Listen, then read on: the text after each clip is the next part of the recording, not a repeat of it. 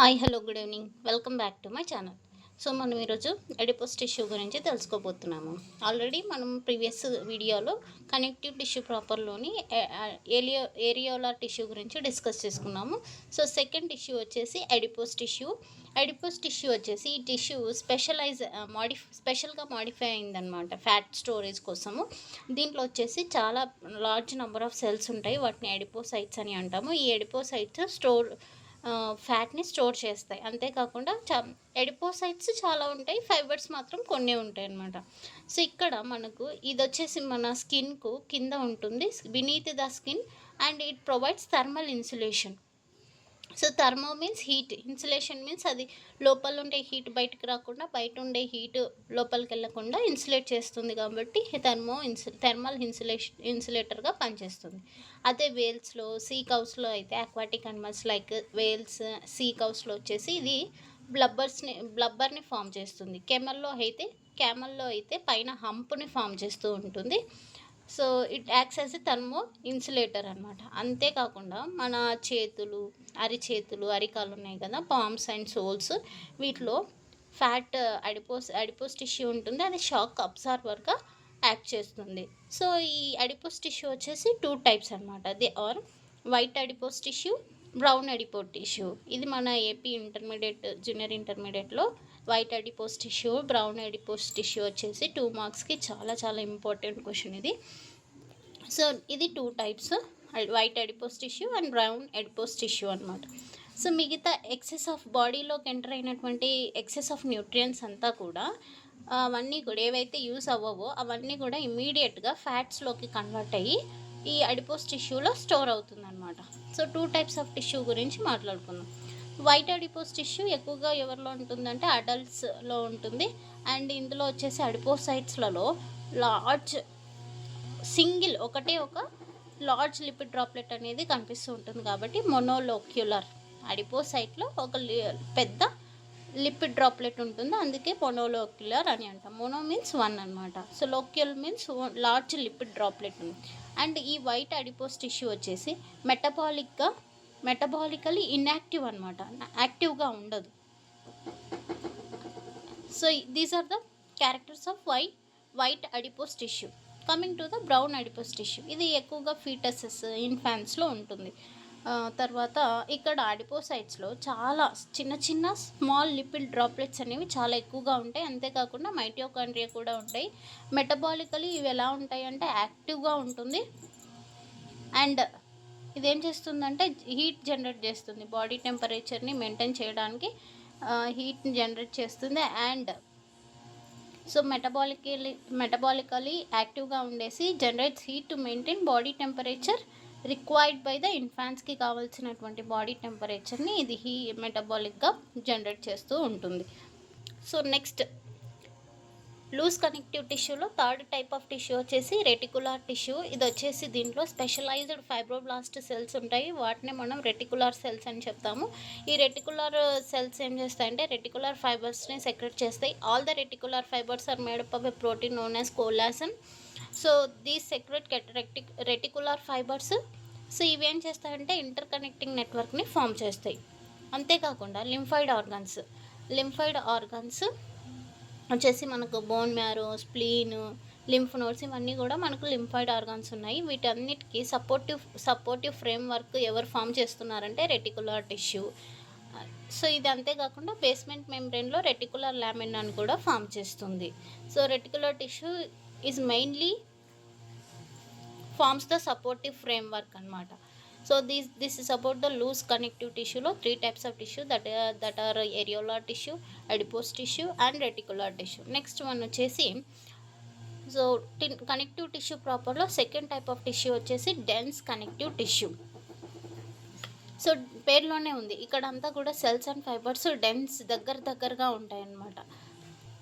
లూజ్గా కాకుండా దగ్గరగా అరేంజ్ అయ్యి ఉంటాయి, అందుకనేసి డెన్స్ కనెక్టివ్ టిష్యూ అని అంటాం. ఇందులో వచ్చేసి ఫైబర్స్ ఎక్కువగా ఉంటాయి కానీ సెల్స్ మాత్రం తక్కువగా ఉంటాయి అన్నమాట.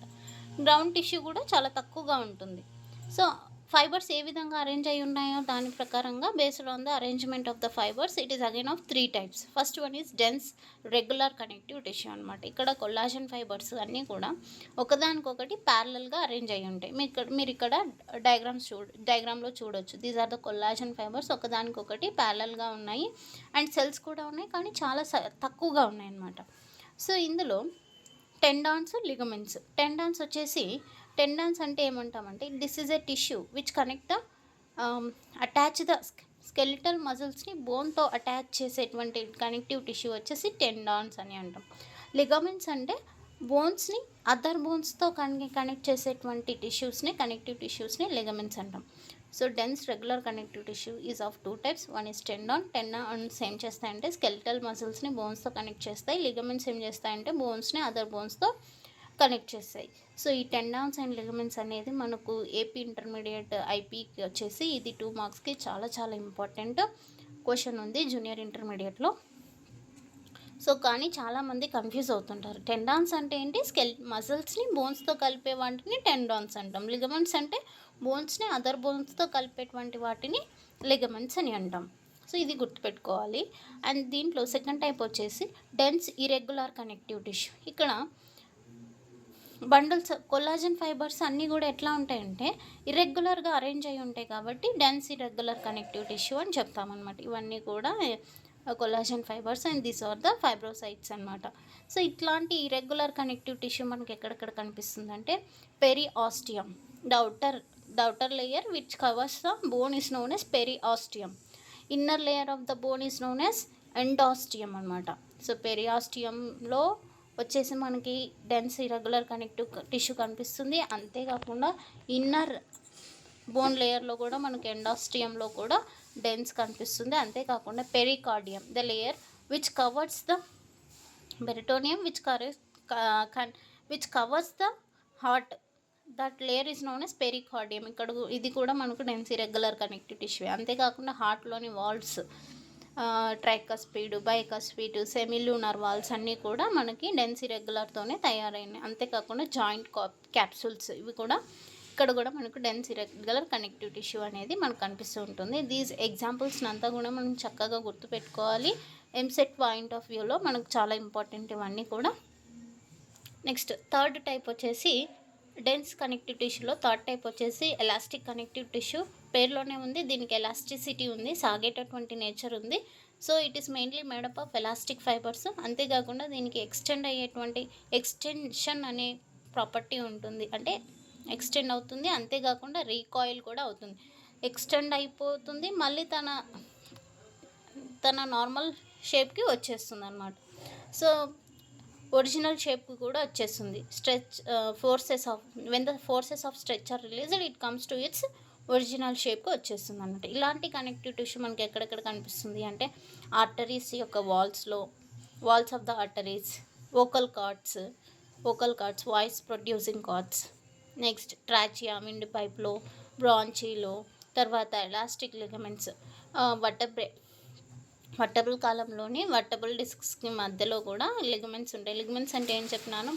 బోన్తో కన్వర్ట్ చేసేటువంటి కనెక్టివ్ టిష్యూని లిగమెంట్స్ అంటాం. But they are elastic ligaments అంటున్నాడు.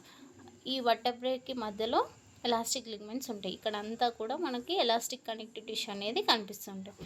ఈ 3 కనెక్టివ్ టిష్యూస్ కాకుండా, అంటే dense regular, elastic connective tissue కాకుండా అడిషనల్గా ఇంకొక టిష్యూ కూడా ఉంది, అది మ్యూకస్ కనెక్టివ్ టిష్యూ. ఇది వచ్చేసి మనకు ఫీటల్ లేదా ఎంబ్రియానిక్ కనెక్టివ్ టిష్యూ. ఎందుకంటే ఇది ఫీటస్ లేదా ఎంబ్రియానిక్ స్టేజ్లో కనిపిస్తుంది కాబట్టి this is known as foetal or embryonic connective tissue అని అంటాం. సో ఇది ఎక్కడ ఉంటుందంటే అంబ్లికల్ కార్డ్లో. Umbilical cord is the connection between the mother and the developing foetus అనమాట. ఇద్దరికి మధ్య ఉన్న కనెక్షన్నే అంబ్లికల్ కార్డ్ అంటాము. ఈ అంబ్లికల్ కార్డ్లో మ్యూకస్ కనెక్టివ్ టిష్యూ వాట్సన్ జెల్లీగా ఉంటుందన్నమాట. This is about the connective tissue proper. In the next class we will discuss about the skeletal tissue. Thank you for watching my video.